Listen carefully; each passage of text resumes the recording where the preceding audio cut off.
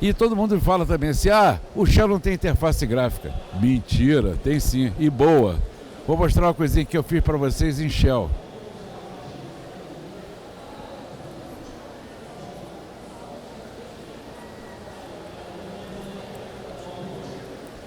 Que é isso aqui, ó. Saía para o meu notebook, ver como é que tá, usando esse comando, a CPI. Usando aquele comando da CPI ali do Shell. Cadê o ponteiro? O ponteiro não funciona nessa tela. Usando aquele CPI do Shell, tá? Então eu tenho informações gerais, tem informações da bateria, tem informação dos adaptadores, para cura termal e por aí vai. Agora, esse programa tá grande só por causa disso aqui, ó. Para saber esse ícone aqui. Para fazer esse ícone, eu gastei essa página inteira que vocês estão vendo aqui atrás, ó. Essa página inteira só para saber qual é o nível da bateria, para saber qual era o ícone que eu usava. Porque o programa em si é só mais um pouquinho, ó. Só isso aí a mais.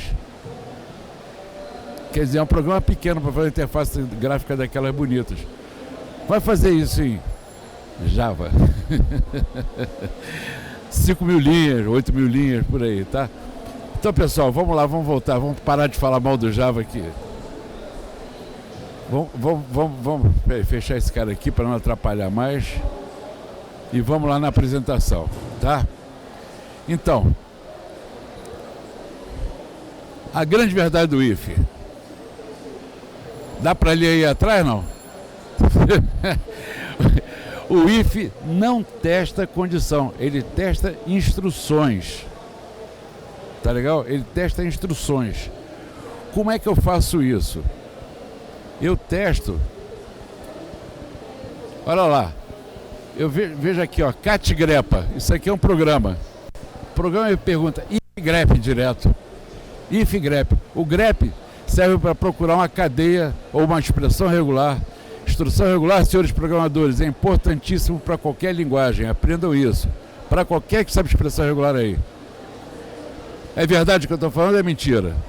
Qualquer linguagem, quando você aprende expressão regular, você fala, meu Deus, como é que eu pude programar sem saber isso? É uma loucura de boa expressão regular, tá? Só para vocês terem uma ideia. Então, eu procurei o parâmetro que eu passei, que é esse cara aqui, eu procurei dentro o arquivo /etc/pswd, que é o arquivo, esse arquivo é o leão de chácara do Linux. Você só consegue acessar se você tiver registrado nele, tá? Então, o if é tão importante que o grep tem essa opção "-q", de quiet, em silêncio. Ele não diz nada, ele só passa para o if o código de retorno. Verdadeiro, se a instrução foi bem sucedida, ele te devolve 0. Se foi mal sucedida, ele te devolve alguma coisa diferente de 0, tá? Então, ele vai entrar no then se esse cara for 0. Caso não seja, ele vai entrar no else, tá? Então, por exemplo, eu chamo esse programa passando o parâmetro root. Ele vai dizer que o root pode acessar o sistema, tá legal? Se eu chamo esse cara passando o Chimelesquete não tem acesso autorizado, tá legal? Então é isso que o if faz, ele testa o comando, tá? Aí acontece o seguinte, grep, eu estou repetindo o que eu executei ali, ó, chapéu root, eu estou repetindo. E quando eu dou um eco $interroga, esse $interroga, tudo começa com $, é variável. Esse $interroga é a variável que contém o código de retorno da última instrução. Qual foi a última instrução? O grep. Se o $interroga for 0, é sinal que o grep foi bem sucedido. Se for diferente de 0, é sinal que foi mal sucedido. Então ali eu testo ele e ele me diz que foi bem sucedido. Eu testo com o Chimelesquete, olha lá. Apesar dele não ter dado erro, o grep não deu erro, mas foi mal sucedido. Então ele voltou um código diferente de 0. Tá legal? Então, olha lá. Mais um macetezinho aqui, ó. Grepa Chimelesquete dando ILS-L passando. Não, aqui ó, LS grepa SH passando, dando resultado para /dev/nu, porque não me interessa a saída desse cara, só quero o código de retorno. Opa, que deu 0. Tá legal? Que deu 0. O ls não existe. Olha o macete aqui, ó. O que isso aqui faz? Alguém sabe?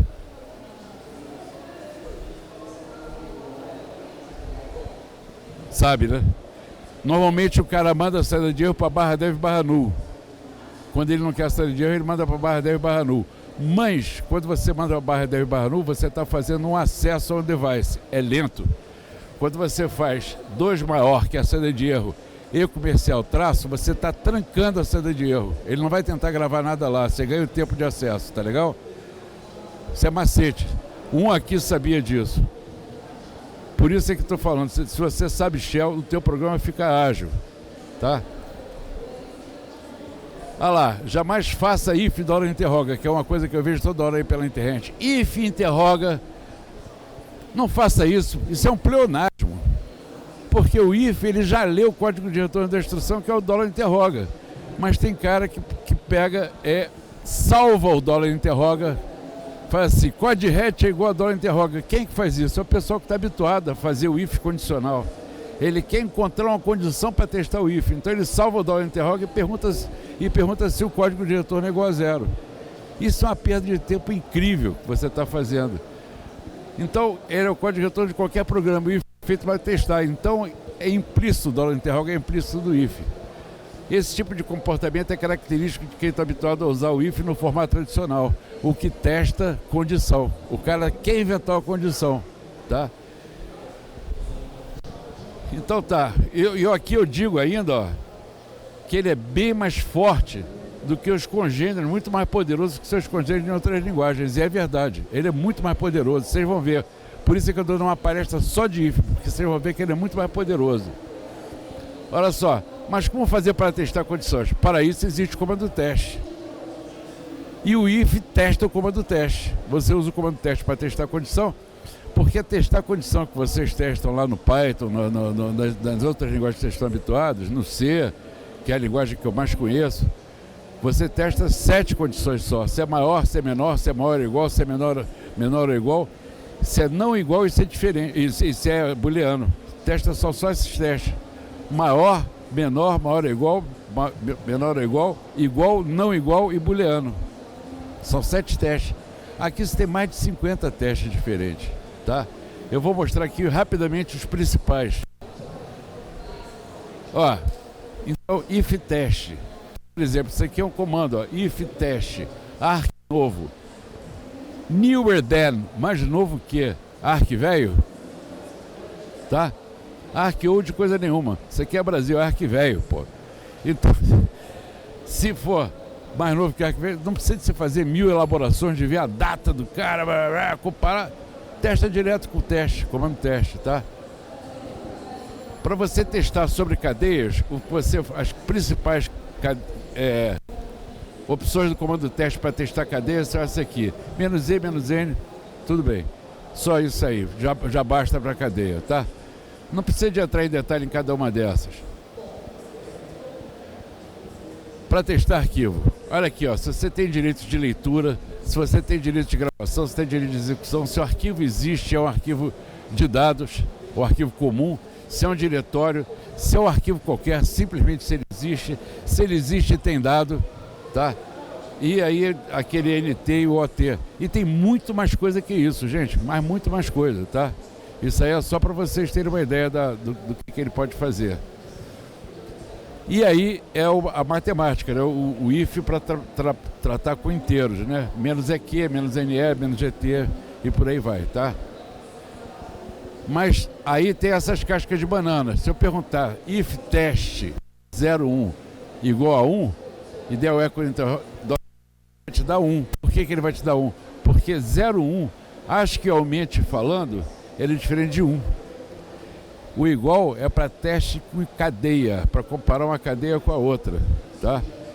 Se você fizer o menos EQ, usando o menos EQ ali, ó, aí ele vai ser 0, porque o menos EQ é o teste matemático. Esse negócio, o if já tem uma nova roupagem, tá? E esse troço está sendo superado, essas coisas estão sendo superadas na nova roupagem do IFE. A gente vai ver rapidamente elas aqui, ó. Para facilitar a leitura, o comando teste pode ser representado por um par de colchetes. Então, quando você vê IF colchete e uma determinada coisa dentro do colchete, esse colchete não é o IF. Esse colchete é o comando teste, é o apelido do IF. Tá? E agora existe um novo teste que são 2 colchetes. Esses 2 colchetes é que foi feito justamente para acabar com esse negócio de igual, maior, para você poder trabalhar com numérico também, tá? Então, a principal diferença entre eles é que esse novo teste, aquele novo teste permite, além dessas facilidades, o uso de expressão regular e você usar metacaracteres de expansão de arquivo. O que são esses metacaracteres de expansão de arquivo? É o dólar, é o interroga, é a lista, né, com par de colchetas, né? É a lista negada, que é com ponto de espantação na frente, ponto de exclamação, né? Então esses são que esse novo teste permite executar para fazer ifs. Eu acho que eu tenho exemplo aqui. Tem exemplo, ó. If, aqui, ó, estou testando uma hora, estou testando um horário com metacaractere de expansão de arquivo, usando lista. Olha só, se o parâmetro que eu passei, o $1 é o parâmetro que eu passei, se ele for igual a 0,1 seguido de 0 a 9, ou seja, de 00 horas até 19 horas, 2 pontos, 00 até 59 minutos, ou o $1 for igual a 2 seguido de 0 a 3, ou seja, de 20 a 23 horas, e a mesma coisa, eco, hora legal. A hora tá legal, tá certo? Qual é a linguagem que permite você fazer isso? Nenhuma. Mas não acaba aí não, tem coisa muito melhor do que isso. Então eu faço o teste aqui, ó. Opa. Ah, no preto ele aparece, olha lá. Teste hora passando 412 horas e 344 minutos. Hora inválida. Tá. Teste a hora passando 12h34. Hora correta. Tá legal? Vamos ver agora o hora 2. Eu estou usando expressão regular. A mesma coisa, só que eu estou usando expressão regular. Aqui, ó. Em vez de igual a tio, vou usar uma expressão regular. O grupo para fazer o ou, esse grupo aqui é para fazer esse ou aqui, tá? 01 seguido de 09 ou 20, 23, de 20 a 23. Ou seja, de 00 até 19 horas ou 20, 23 horas seguido dos minutos corretos. Tá legal? Isso aí, você acha que tá certo esse cara aí? Esse troço ficou mais de 2 anos no meu site assim. Aí quando eu comecei a estudar Python, eu estava no site do Guido, que é o cara que escreveu Python, tinha exatamente esse exemplo no site do Guido. Não estou dizendo que ele copiou não, que esse exemplo aí é tradicional, nem eu copiei, nem ele. É um exemplo tradicional. Mas enquanto falava de expressão regular, tinha exatamente esse exemplo aí no site dele. E o exemplo meu e dele estavam errados. Tá? Por quê? Porque aí, ó, se você chegar aqui e botar a hora correta, botar isso aqui, ó, 412 horas e 349 minutos, ele vai casar com isso aqui. Ele vai casar com isso aqui e me dá a hora correta, tá legal? A expressão regular vai casar com isso, que eu não falei sobre do início ao fim, eu falei tem isso? Tem, mas eu não falei para ele do início até o fim só tem isso, tá? Essa que foi a bobeada. Então, tem uma variável no shell chamada $bash rematch, cujo índice zero dela é um array, uma variável do tipo vetor, tá? O índice zero dela te dá o casamento total, que foi com 12,34. Ah lá, foi com 12,34. O casamento total dela. E esse grupo formado da expressão regular é esse 12 aqui. Quem sabe expressão regular sabe que cada grupo guarda um retrovisor, certo? Pois é. Só que o retrovisor, quando você está fazendo um SED, quando você está fazendo um grep, quando você está usando, em qualquer linguagem, Perl, quando você está usando esse retrovisor, ele é efêmero. Ele dura enquanto a instrução durar. Como esse cara é built-in do shell, como esse comando de teste, ele é built-in do shell, ele é comando interno, intrínseco. Como ele é intrínseco, o que acontece? Ele guarda num array do sistema, então ele fica morando lá para você ver depois onde foi que você quebrou a cara. Tá legal? Então, às vezes eu faço um SED, alguma coisa assim, que dá zebra, eu meto aqui para ver onde que está dando encrenca. meto num comando desse. Conheci esse macete, Dudu? Anota esse. Dólar Best Rematch, salva-vidas. Então, o correto seria, esse aqui seria o correto, ó. Eu disse que aqui é o início, isso aqui é a expressão regular que representa o início, isso aqui é a expressão regular que representa o fim, tá? O dólar é sempre o fim, né? É onde todo mundo briga para chegar nesse fim. Tá. Aí, fui testar agora, deu hora inválida. Beleza? Com o dólar Best Rematch vazio, porque não casou com nada, então ficou vazio. Tá legal? Tá. Mostrar uma coisa aqui pra vocês. Todo mundo conhece isso, todo mundo tá careca de saber isso. Menos ele. Aqui, ó. Tá. Olha só, quando você tá usando, isso aqui é tabela verdade, né? Mas repara só o seguinte, se a primeira for verdadeira e o conector for E, isso aí eu tô testando duas condições. Condição 1 e condição 2, condição 1 ou condição 2. Se você testa a condição 1 e ela for verdadeira e o conector for um E, você vai ter que testar a segunda para saber se aquela expressão vai ser verdadeira ou falsa. Mas se for falsa a primeira, você não testa a segunda. Se o conector for e a primeira for falsa e a primeira for falso, você não testa a segunda, que vai ser sempre falso com E. Tá? Sempre vai ser falso aqui, ó. Se o primeiro for falso. Ao passo que se o conector for OU e o primeiro for verdadeiro, sempre vai ser verdadeiro. Tá? Então, baseado nisso, isso aí todo mundo sabe, mas só quero mostrar esse negócio porque eu sou um cara burro para chuchu.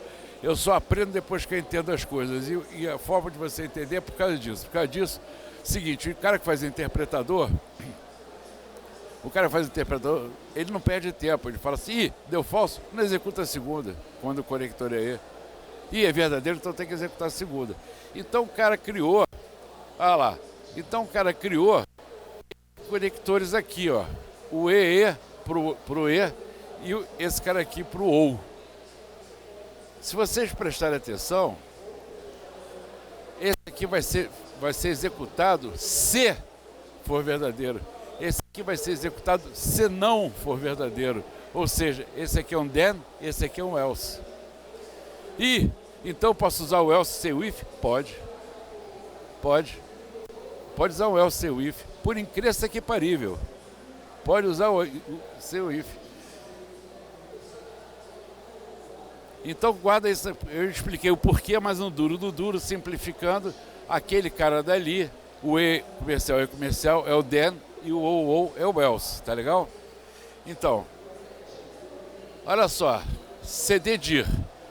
Eu não sei se o diretório existe ou não, eu estou dando um CD para o diretório. Fechei a saída de erro. Se não existir, olha o senão aí. O que eu faço? mkdir dir, CD dir. Nesse ponto aqui eu estou dentro do dir de qualquer maneira. Tá legal? Se ele já existia, quando eu fiz o CD dir, eu já estou lá dentro. Ou seja, nesse ponto aqui, eu estou dentro do dir. Ele existisse ou não. Ele agora existe, eu estou dentro dele. Tá legal? Olha só, reg, o registro, eu vou, dólar parênteses, para quem não sabe, eu estou aqui executando uma atribuição e estou executando um comando. Esse cara aqui, dólar parênteses, é para dar prioridade à execução do comando, ou seja, o que eu quero guardar dentro de reg é a saída desse comando, tá? Então eu vou ver se o root, dou um grep no root para ver se ele existe lá. Por que o chapéu e os 2 pontos? Porque quem usa, por exemplo, Fedora, alguém usa Fedora aí, não? Quem usa Fedora, quem usa, eu acho que Ubuntu também, né? Ubuntu, eu chamo o Ubuntu de Linux Vista. Mas ele tem o Fedora, ele tem um cara que é chamado, tem o root e tem outro cara que é o operator, né? O operator, o file system dele, o diretório home dele é o /root. Então você der um grep root, ele vai achar os dois. Aí quando você põe assim, você está pedindo no início, procurar o root no início seguido de 2 pontos. Ou podia botar um contrabarra para ser uma borda, né? Então, fiz esse grep. Se eu me dei bem, eu dou... Se eu me dei bem, o que eu estou fazendo aqui? Reg é igual a isso. Eco, reg, se não... Ah, tá. Tudo bem. Eu vou fazer esse cara aqui, ó. Fiz esse grep. Se foi bem sucedido, eu dou o eco, o que eu achei. Se não foi bem sucedido, eu vou dizer root não definido em /tc/pswd, existe 1. Outra coisa. Programador shell tem mania de fazer assim. Eco, erro da vovozinha. Ponto final. Ele não está mandando para erro, ele está mandando para a saída primária. Não está mandando para erro. Para mandar para erro, a saída você tem que fazer isso aqui, ó. Tá? Assim você está mandando a saída para erro. São as coisas básicas de shell. Quem conhecia esse macete aqui aí? Mandar para erro. Você conhecia? Quem que sabe ler o dado, o shell receber dado via pipe, via entrada primária? Sabe também?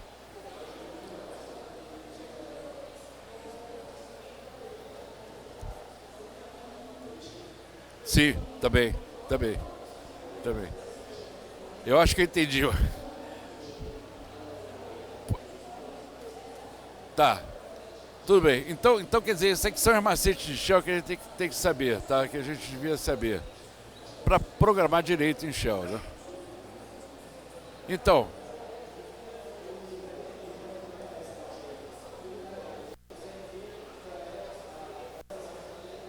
Tá.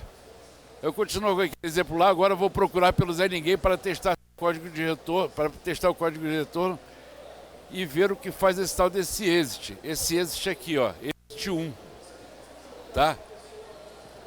Testei com o root e agora, tá aqui, apareceu o root, e agora eu vou testar com o Zé Ninguém. Ah lá, grep Zé Ninguém, para a mesma coisa, ele disse que o usuário não definido em /tc/pswd, eco $interroga deu 1. Quem é o 1? Esse 1 aqui.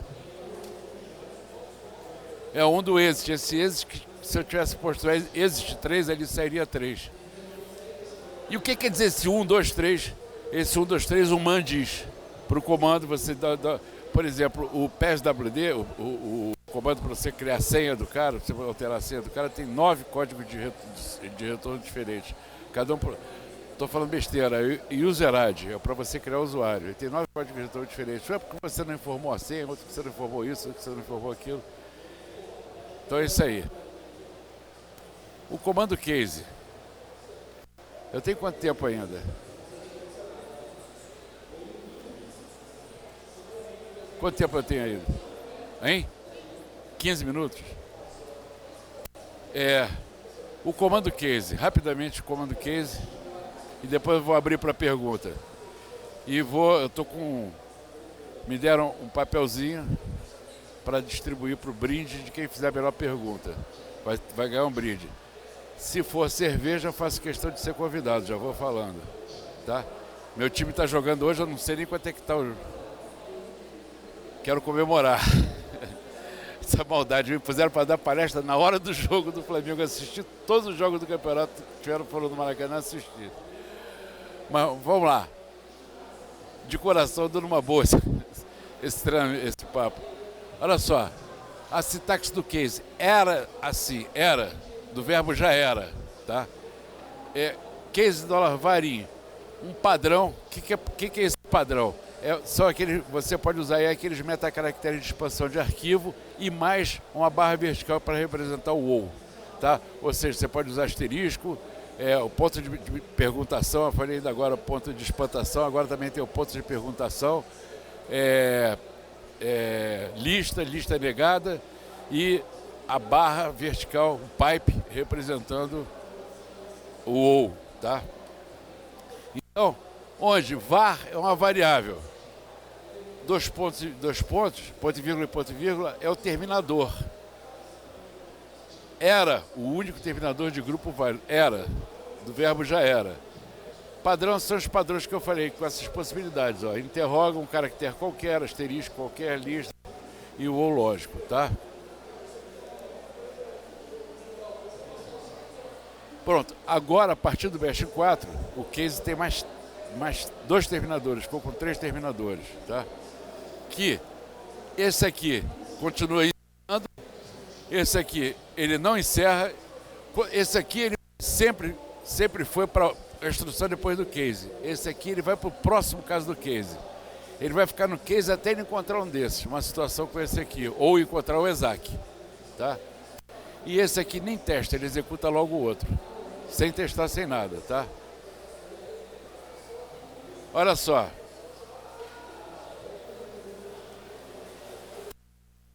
Isso aqui que eu estou usando são as classes POSIX.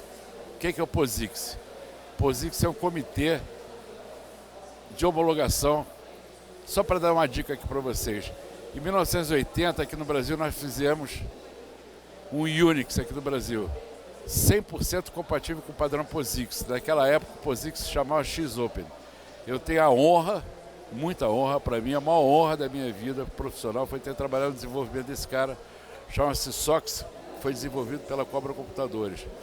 Foi o quarto Unix do mundo reconhecido pelo POSIX e até hoje o único Unix desenvolvido fora dos Estados Unidos. Tá? Então, esse comitê, o que é o POSIX? O POSIX é o cara que fala assim, não, esse cara é Unix. Esse cara aqui pode ser chamado de Unix. Tá? O primeiro produto da Microsoft, para vocês terem uma ideia, não foi nem DOS, nem BASIC. O primeiro produto da Microsoft chama-se Xenix. Eu usei, pode ver depois Xenix, com X, XANX. Pode ver depois na Wikipedia que você vai ver. Foi o primeiro produto da Microsoft. Eu sou dessa época, gente. Eu em 80, eu tenho filha que nasceu em 1980. Então, o Xenix foi o primeiro produto da Microsoft. Depois foi comprado pela CO e até hoje ele não é padrão Unix. E cá para nós, vou falar uma coisa para vocês de coração, eu juro para vocês. Eu já usei todos os Unix, pelo menos, se eu não usei todos, eu usei os 90% deles. E o Xenix, disparado, o pior de todos. Disparado, anos-luz à frente dos outros. Estou falando sério, não é antipatia nem nada não. Ele é muito ruim mesmo. Então, isso aqui, a classe de caracteres aqui é a classe de caracteres POSIX. Isso aqui você, para ser Unix, você tem que ter essas classes de caracteres. Qual é a diferença disso para uma lista A até Z? Eu posso botar colchete A a Z, fazer uma lista, Azão, Zezão, e posso chamar de upper, dá na mesma. Mas olha só, esse cara aqui é da lista. Esse cara daqui é a classe. A classe é isso aqui, ó. Esse cara aqui é uma lista, esse aqui é a classe. Por quê? Eu posso ter uma lista com 3 ou 4 classes. Tá? Eu posso ter uma lista com 3 ou 4 classes. Então, nesse caso aí, eu estou usando essa lista daqui para perguntar se o cara é all-num. All-num, que eu não falei para vocês, a diferença de você usar metacaractere, você usar classe POSIX e lista de A até Z, é que a até Z não reconhece C cedilha, não reconhece A com acento nem nada. E isso aí reconhece qualquer letra, tá? Reconhece o que está definindo a tua variável lang, que é a tua variável $lang, é a linguagem que você tem. No nosso caso, é PTBR e o TF8, tá? Então ele reconhece os caracteres, conhece esse U aqui e conhece C cedilha, e por aí vai. Então, olha só, eu já estou me fazendo sinal lá, eu quero deixar bastante tempo para a pergunta. Esse all-num aqui é alfanumérico, eu digo que eco é alfanumérico. Mas, olha só, eu terminei ele com ponto e vírgula e comercial. O que ele vai fazer? Ele vai testar o próximo. Vai testar o próximo, porque alfanumérico não está dizendo nada, porque ele pode ser alfa, pode ser numérico, pode ser maiúsculo, pode ser minúsculo, então eu vou testar o outro. Aí eu testo se ele é alfa. Esse eco menos N é para ele não saltar de linha. Então, ele é alfanumérico, vírgula, é alfabético na mesma linha. E aí eu testo se ele é maiúsculo, certo? Está em upper, se ele é maiúsculo. E é maiúsculo, eco e é maiúsculo. E não botei o menos N, ou seja, o comando terminou ali e aqui ponto e vírgula, ponto e vírgula. Ele aqui vai sair do case. Porque eu não tenho mais o que testar. Ele é alfa, ele é alfanumérico, é alfa e é maiúsculo. Acabou.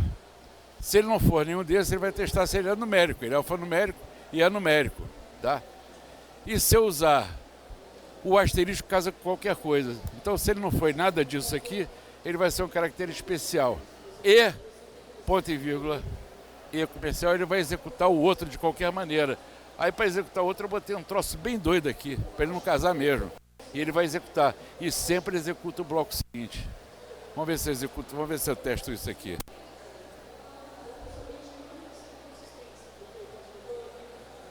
Ó, QZSH passando A. A letra A é alfanumérico, alfabético e é minúsculo. Passando 1 é alfabético e é numérico. Passando mais é o caractere especial e sempre executa o bloco seguinte. Tá legal? Então é isso aí, moçada. Por mim eu estou satisfeito.